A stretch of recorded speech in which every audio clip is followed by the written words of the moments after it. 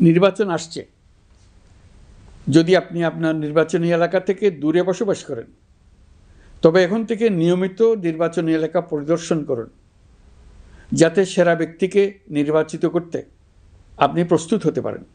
যাদের তাজা রক্তের বিনিময়ে আমরা আমাদের এই অতি মূল্যবান অধিকার ফিরে পেলাম, ভোটটা দেওয়ার আগ মুহূর্তে যেন তাদের চেহারা আমাদের চোখে ভেসে ওঠে।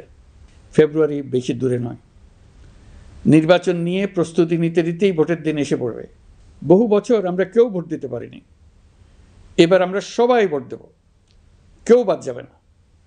সবাই যেন বলতে পারি, নতুন বাংলাদেশ গড়ার পথে দেশকে রওনা করার জন্য আমি আমার ভোটটা দিয়েছিলাম।